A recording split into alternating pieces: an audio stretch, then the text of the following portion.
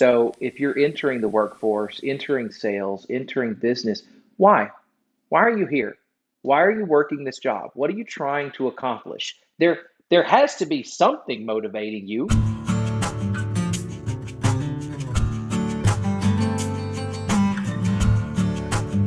Hey everybody, welcome to the Slow Smoke Business Podcast. I'm your host, Jared Morgan, and today we're going to be grilling up some chicken, Alabama style, with the rub and the white sauce, and we're going to be talking to Luke Brymer, who's a guy I've worked with for a long time, about the skill sets you need to get started. If you've never done anything in business or entrepreneurship before, Luke is the perfect guy to tell you how hard you should be working and the skills you need to get started. Hey everybody, and welcome to the next episode of the Slow Smoke Business Podcast. I am outdoors. This is our first at the grill episode, and could not have picked a worse day to do this. It's 102 degrees out in the Alabama sun, and we've had to shoot this episode. Well, we've attempted to shoot this episode twice, and we started to do it on my patio, and the sun was so hot that it melted down my computer and I had to go inside and cool it off. So we are rolling with the punches, but I'm really excited about our guest today. It is none other than Mr. Luke Brymer. And if you're not familiar with Luke Brymer, you should be. Luke Brymer worked... Hello, Luke. Hi. This is going to be a fun episode. So Luke and I have known each other a long time. Luke works with me at Measure Learning, which was formerly Proctor U, and he was a key piece of that and is one of the best guys I know to talk about building yourself as a person and how you go from not knowing how to do things to learning how to do things. And so welcome, Luke Brymer. Thanks for having me, Jared. Glad to be here. Well, it's great to have you. And of course, on the grill today, we are going to be, I figured the first episode, let's keep it true. So we are going to be making, I don't know if you can see that there if you're watching on YouTube, we're making some chicken quarters, right? And we're going to hit it with, Luke probably knows what that is. Oh, yeah. That's the good stuff. Some Alabama white sauce, right? Let's start it. This is the Big Bob Gibson brand. If you don't know what Alabama white sauce is, it's like a mayonnaise and vinegar based sauce that goes on poultry. Sounds crazy. If you get it done correctly, it is amazing. And nobody's better than Big Bob Gibson. It even says on the bottle, first place. So we're going to put this on the grill. Luke, I appreciate you being here today. And I probably should have sprayed this before I put it on there, but we're going to go. I don't know if you can hear that sizzle. But we hit these with a little barbecue rub, my good old meat church. Just picked one. Good stuff. And, you know, I've done these before where you kind of smoke them for a long time. I'm going to cook these for a little bit shorter time. I tried to pick something easy to do. I can't imagine with all the shenanigans getting this episode going what it would have been like to try to do some ribs or something like that. But take a look at that. You see that? Oh, yeah. We'll see in a little guy. We'll see in a little while, guys. That'll look good. So can you tell us where you're from, a little bit about your background? So I've lived in Birmingham, Alabama, not too far from Jared, actually. And I've been in the Birmingham area for about the last... probably the last 10 years or so is roughly about right. I grew up about 45 minutes outside of Birmingham in a spot called Corner, Alabama. And true to Alabama, we keep things simple. It was the corner of three counties. Therefore, it became called a Corner. So that's where I grew up, moved to Birmingham, and I got married, and been here ever since. Love it. I've traveled the world, seen about every city I've ever wanted to go to, and never have I found any place that felt like home. I can't imagine going anywhere else. So I have a lot of stories with Luke. The story about how Luke and I got connected professionally is interesting, and I think it sort of feeds into what we want to talk about today. So this was probably 2010, maybe. So about 12 years ago, we were, Proctor U was a startup. I mean, it was GarageBand. I had like 4 part-time people helping me out. And it was a very frustrating period of time because we were trying to get this business off the ground. Obviously, we're not making any money. Obviously, I'm not getting paid. and things were breaking, and I had this knack for jacking my phone up, right? So I had a Verizon phone, and I don't want to say I would toss it sometimes, but just things would happen to it, and it would get broken. So I'd have to traipse my rear end up to the Verizon store, and I would go there, and there was this guy, Luke, working behind the counter. And at that time, I was really looking for, if you go back to our first episode, we talk about building your tribe, right, with Matt J., one of the co-founders of Procter U. And we thought, hey, what if I had a guy like that? I see this Luke Brymer guy walking, like buzzing around the Verizon store. He's doing his job. He's doing everybody else's job. And I thought, man, I need a guy like that.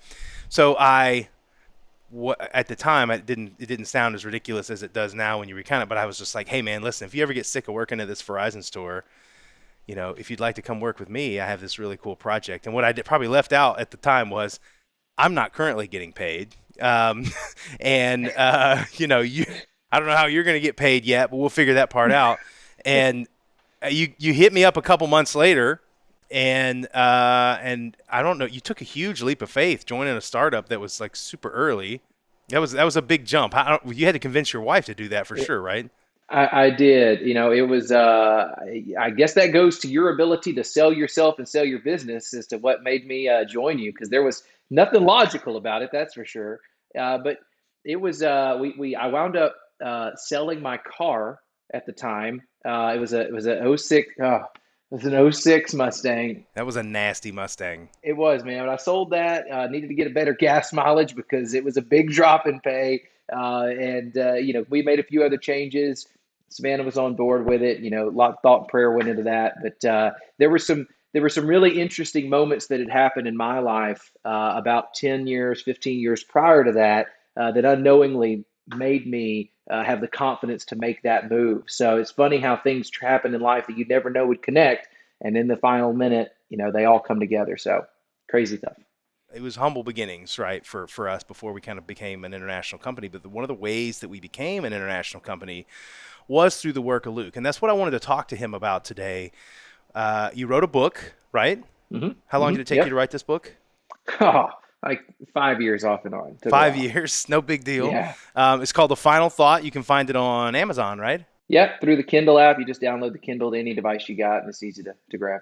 What I love about The Final Thought is it really gives you a roadmap if you are somebody that doesn't know what you're doing in business, you're not a professional, but you want to become one. And when I was sort of coming up, there wasn't anything like this out there where you could find somebody that's like telling you little things about like, how to talk to somebody, how to make eye contact, like the different little body language things that you can do to really connect with people and come off as professional.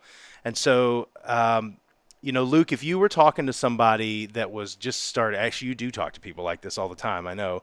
If you were just talking to somebody that was just starting out and they asked you, like, how do I make myself look like a professional? How do I give the air of being a professional? What would you tell them they need to do? I'm going to go with confidence is key, but it's a bit more.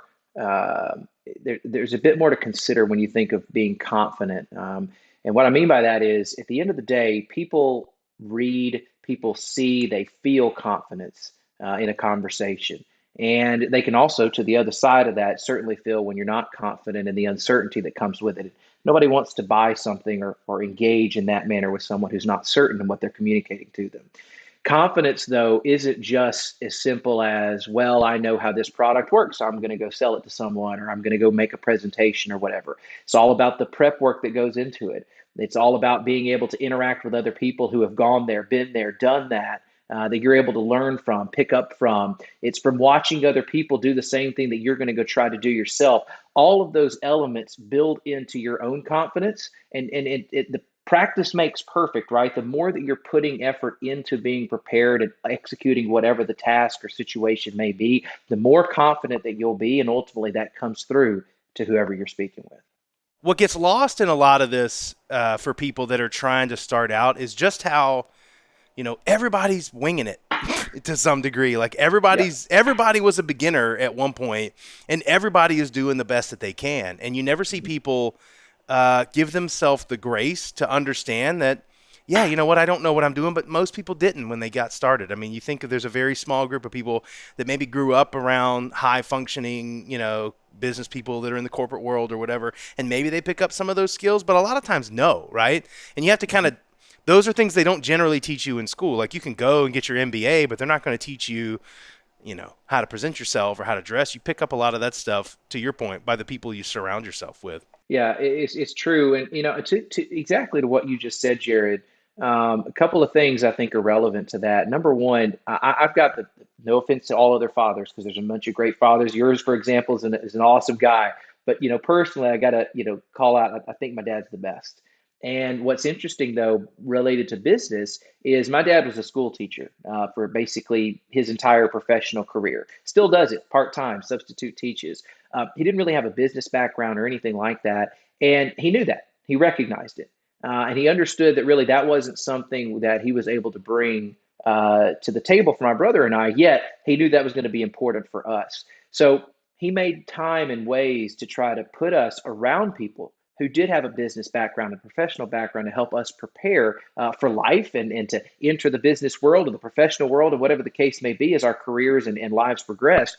And ironically, when you talked earlier about the story of you and I meeting and me deciding to take that leap and join Proctor U, you really could thank my dad for that. Because when I was about 12 years old, he randomly brought my brother and I to this gentleman. I don't remember his name. I don't remember what he did, but he randomly brought us to a gentleman out at a SIPCO, the American Cast Iron and Pipe Company here in Birmingham. And this guy had an office inside a trailer at one of their plants. He sat us down, said, "Hey, I want y'all to listen to this gentleman and just take some wisdom from this guy for the next 30 minutes." And then he walked out and sat in the truck outside and just let us take it in. And the gentleman talked to us, just gave us a little bit of life advice. But the only thing I remember from that conversation is him saying, "Hey, boys, in your life, you may have one opportunity, if you're lucky, to make a move and join something and be part of something that changes your life. And that gives you a chance to build something that most people will never get the experience or opportunity to go through. And if that moment presents itself to you, you've got to be able to recognize it and take advantage of it." And those words rang true to me when you and I talked about me joining Proctor U. And brother, ultimately, that was one of the main reasons that I made that leap was that guy's conversation and advice. So at the end of the day, though, I share that because that's not something that my dad really had the experience to do, but he knew I need to put them around people who can have that sort of advice and insight and expertise to help them grow and build. So the same for people who are listening to this podcast, the same to the people that maybe read my book or just that are entering the workforce, whatever the case may be. The people that you put yourself around can oftentimes take you directions that you need to go or don't need to go as well. Be mindful of that and ultimately help you get into those aspects that you don't know what you don't know, but they do, and they can help guide you and put you on the right foot. I mean, that's such a great story. I've heard you tell that a long time ago, but it is funny how sometimes like the most you know what seems like innocuous conversations that you can have when you're Yeah. young really stick with you, and that's a great, very often people don't recognize when they have an opportunity to join something meaningful, and I'm really glad you did because we certainly benefited from having you and working through. You still work with us, by the way, so you're Yeah. still there doing a lot of great things. Okay, now before we get any further though, let's check the grill. Haven't checked the chicken in a moment, so let's see how we're doing. Let me grab my salmonella tongs. Do you ever get? Oh, look at that. You ever get worried It's about? looking good. Yeah, it is. Let's give these guys a little turn. Golden Mm. brown. That's what we're looking for. Almost close enough to smell that over here, but not quite. So while I'm turning these over, let's talk about one of your favorite subjects, and Uh-oh. that's hard work. Mm. I've worked with some people through the years that have admitted to me that they weren't really all that excited to work that hard. Yep. And I think there's honor in hard work for sure. Um, but you are genuinely one of the hardest working people I've ever been around. And I've got a million stories to prove it. Now, if Luke Brymer ever says, "I want you to join me to go visit a customer or to go talk to someone about an opportunity," man, you better buckle up because I have gone through. There's some Luke prefers pain. Like there's working hard, and then there's doing things that So I'll give you an example. So we had an opportunity that we had to go to the United Kingdom for. So we're over here in country Alabama, and we got to fly over to the United Kingdom to meet with an opportunity. And while we were there, Luke is like, "Oh, we're gonna get our money's worth, right? We're gonna go see a bunch of customers and stuff over there. Sounds great, right?" So we fly over there. Our CEO at the time, Scott McFarlane, future guest on the show, hopefully. Um, we fly over there, and Luke and I hit the ground. And when we hit the ground, it is it's in the morning, and we had if you've ever flown over the ocean, you kind of hopefully you try to sleep, but your day is sort of shifting, so you're not really firing on all cylinders when you hit the ground. We hit the ground, and it was like later that day. It's a morning. Later that day we're gonna go visit a few people. By the time we get off the airplane, your ass has us in a Uber stuck in London traffic, and the 2 or 3 hours that we thought we were going to have to just like reset or whatever is over. And we're literally, we get to a hotel, and what did that hotel tell us, Luke? Hey, we don't have your rooms ready. Sweaty travel clothes, and now need to change into suits, and we have no room. So what does that mean? That means we go to the public hotel bathroom. We're going to change in there. Okay, you know what? No big deal, right? And so we go there, and we just are opening up our suitcases, and there's nowhere to be private to get in there, and we're dressing, and we're trying to put the stuff on. And then as I'm down to like undershirt and whatever, I look up on the wall, and there, what was on the wall, Luke? There was a camera positioned our way.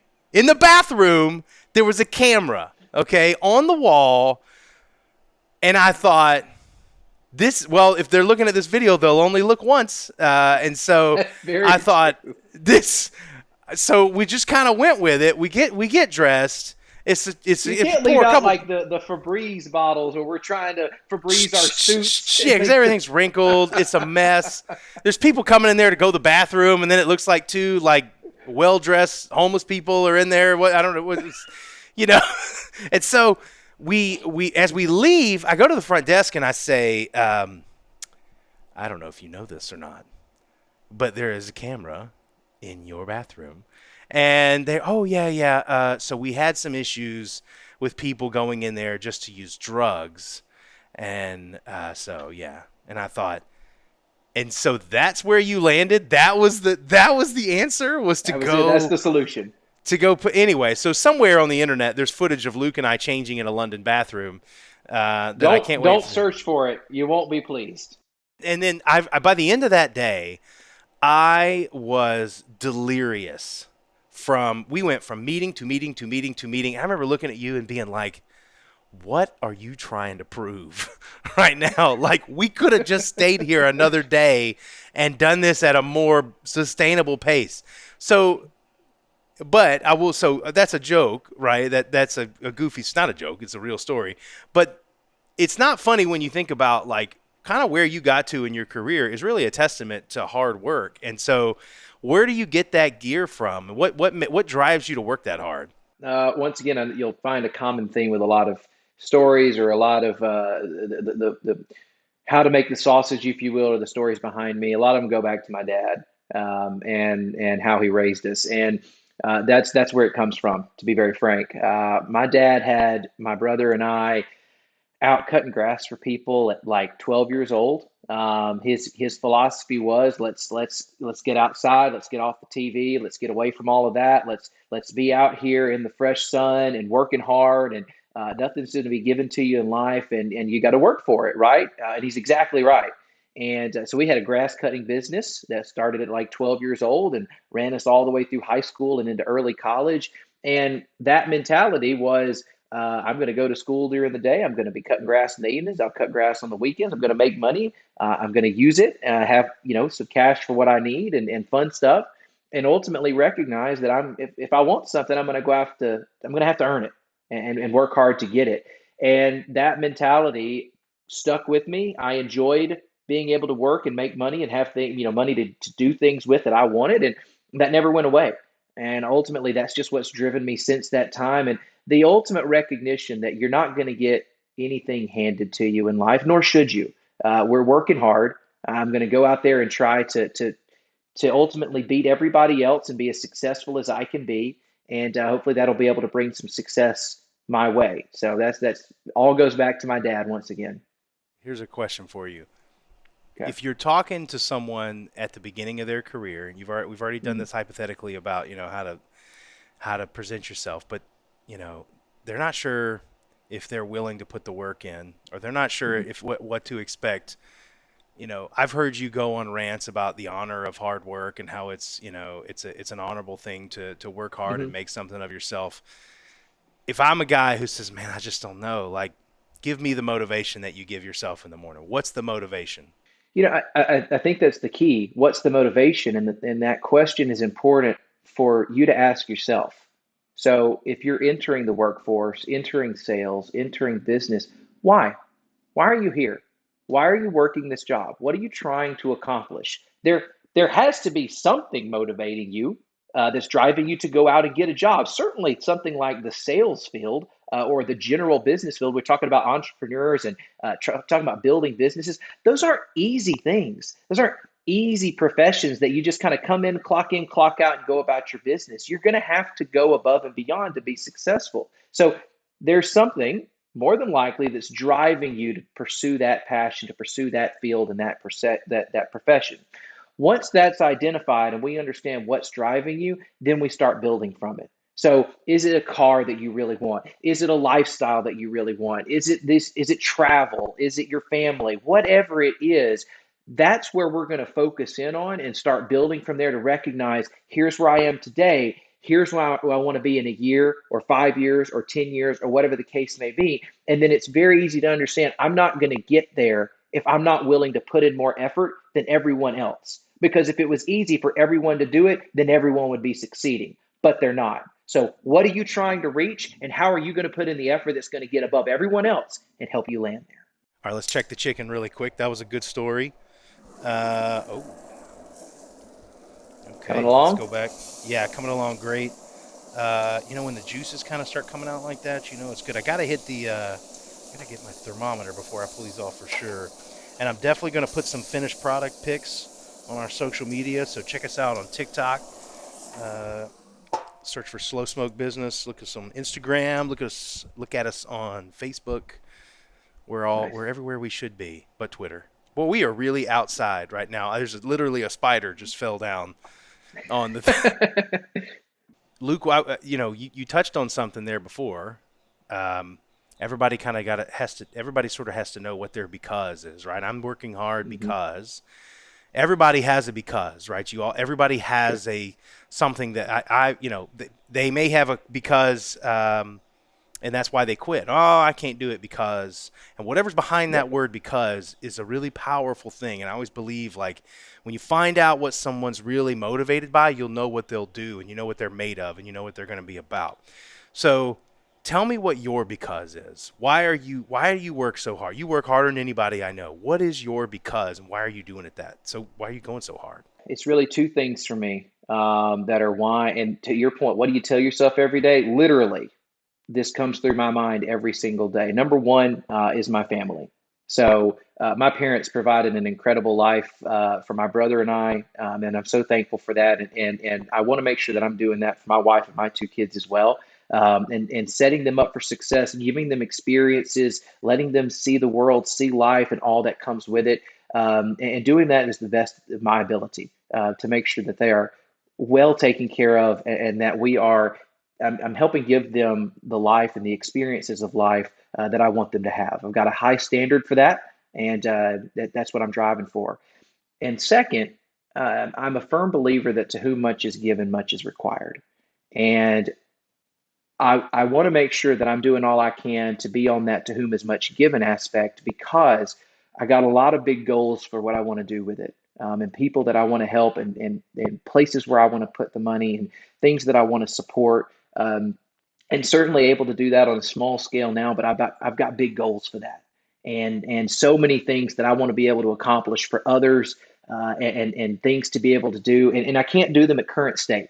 So I wake up every day knowing between those two things, I'm going to go out, I'm going to grind, I'm going to find what's going to help make the next one get checked off the list, and what I'm going to do to make sure that I keep going upwards and climbing the right direction. So it's those two things that motivate me every single day. I love it. So, in your book, we've talked a little bit about hard work. You talk about your favorite word, hustle, and you start with work ethic. So, why is it important if somebody's trying to start out? Why is it important? The first thing you talk about is work ethic. Why is that important? I'm going to talk to both sides of that because I found that unfortunately sometimes only one aspect of working hard and hustle gets talked about. But let's talk about the obvious one first. At the end of the day, when we look around and you see those that you're working alongside, your peers, people that are in the same profession, competitors in the same industry, we live in a large sense a society that does believe that a lot can be given to you, and that I'm just going to kind of I'm going to be average with this. I'm going to kind of clock in, clock out, and it's just I'm going to be fine. I'm going to make a successful living, and that's going to be fine, and I'm going to be okay with it. And to some people, that's fine. Like not everyone has to go above it. Not everyone has to grind away. That's not how everyone's wired, and there's nothing wrong with that. However, what I found is over time, working hard is a core function of simply leveling up above those around you. Because you mentioned earlier, Jared, a lot of people just don't want to do that. Like, I don't want to put in that extra effort. I'm very happy with what's in front of me. I'm happy with the 9 to 5. I'm happy with, shutting off at 5 and turning back on at 8 tomorrow. And again, I don't want to criticize anyone for that, because if that's what you enjoy and that leads to the work-life balance you have and whatever, that's great. There's nothing wrong with that. But for those that are trying to do more, that is your foundational ability to level up and get ahead. You hear all these philosophical, contextual ways to, think about things, and tries to way to spin words around people, or position everything in a sales process. Those are all great and well and good, but something that everyone can execute today is outworking your competition. Mm. It's not complicated. It's not that hard. It's something that you can do. You can block, you can tackle, you can outwork your competition. And I love things like that I just know that I can execute every single day. I don't have to hope I can think about it the right way or whatever the case may be. No, I put it in practice every single day. So it's just a foundational element for me that I think is so important, and that anyone can do. Doesn't matter who you are, doesn't matter your skill level, doesn't matter if you're brand new to the profession or you've been in it for 25 years. You can wake up tomorrow and you can do it. And that's important to me. But I do, while that is important, and you've got to be able to execute on that if you're trying to level up.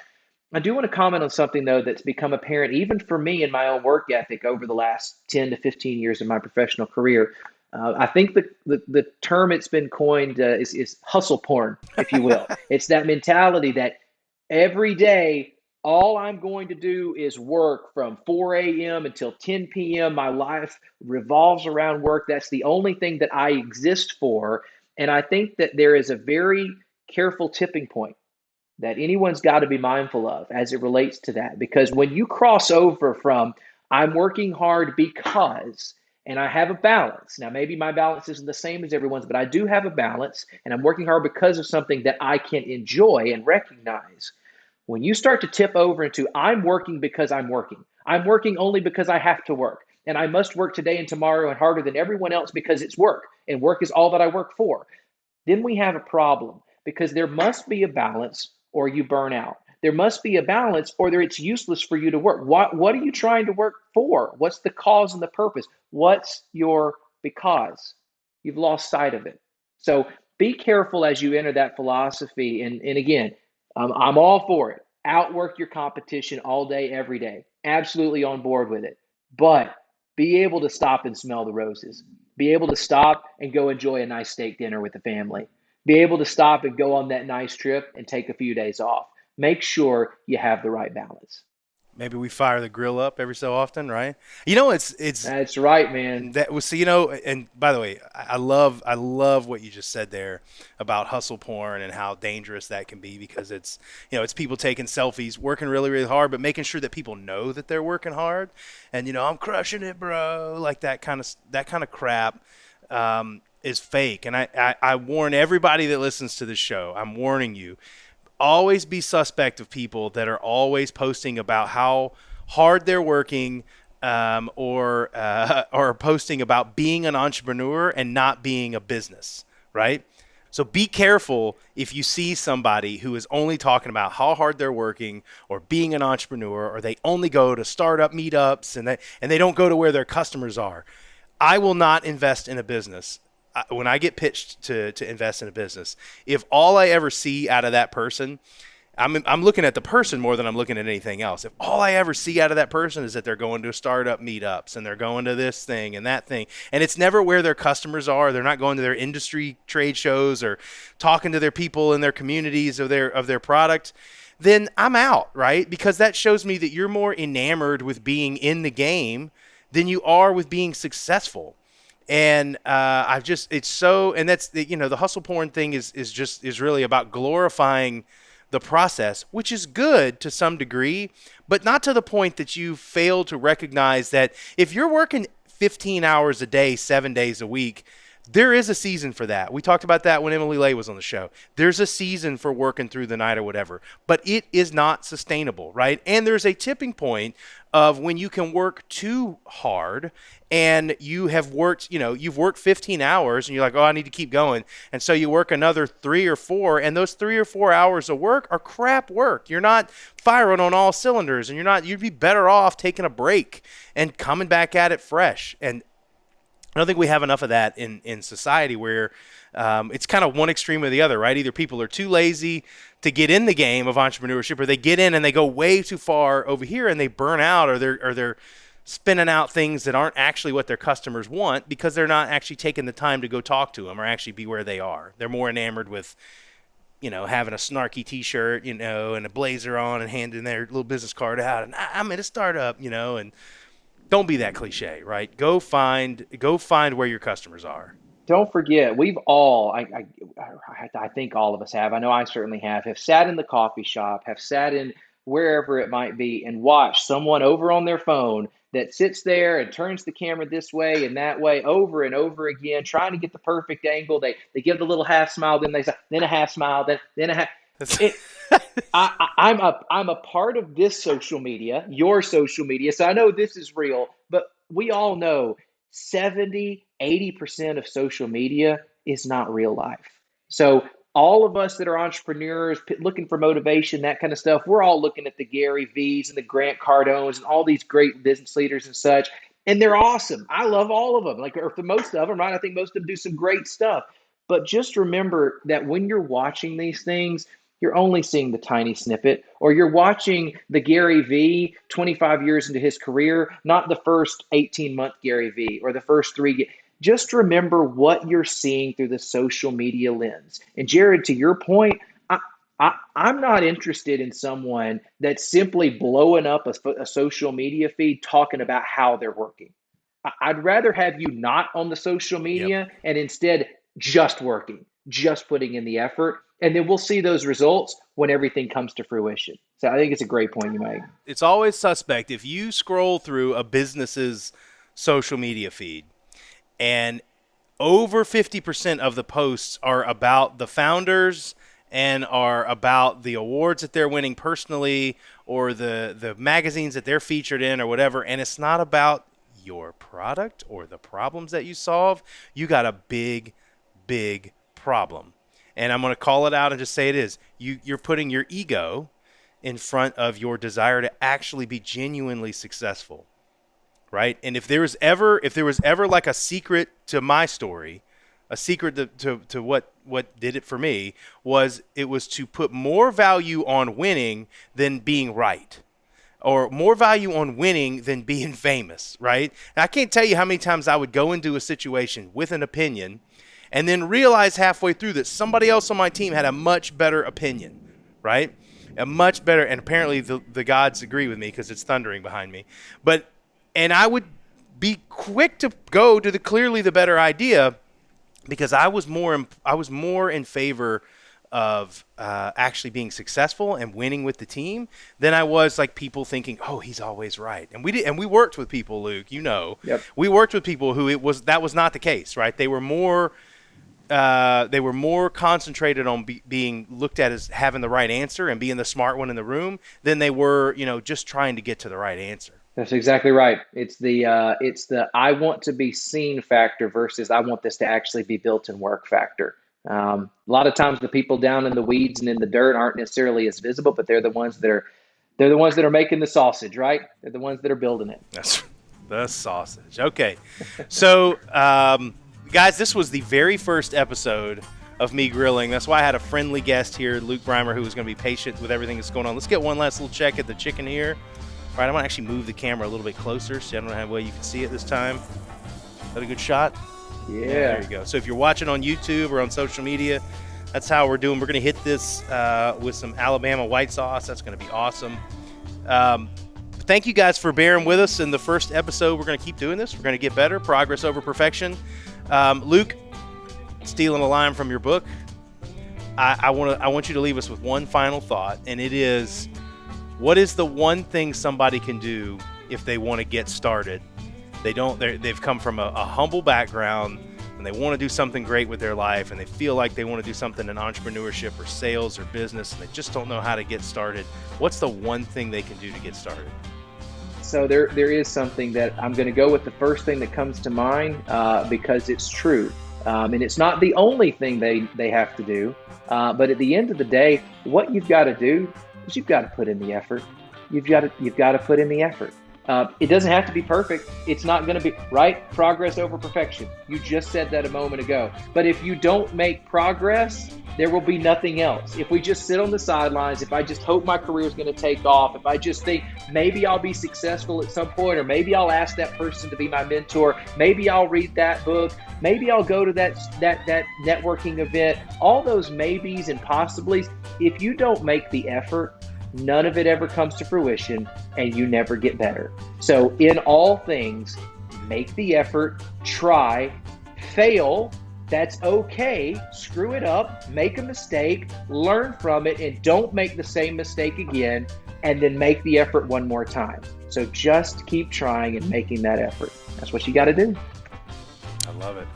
Luke Brymer, thank you so much. The book, The Final Thought, is available on the Kindle store and Amazon, and you can find Luke Brymer on social media everywhere where he posts whatever airport bathroom he's. No, I'm kidding. He doesn't post that kind of stuff. But thank you so much for being here. We really enjoyed it. My pleasure. Thanks for having me, Jared. Loved it. You want to get one final look at the chicken? One more look. Let's get one final look. Let's see how we did here. That's going to be good. When you get that golden brown, and the skin's going, let's bring it up to the. There we go. All right.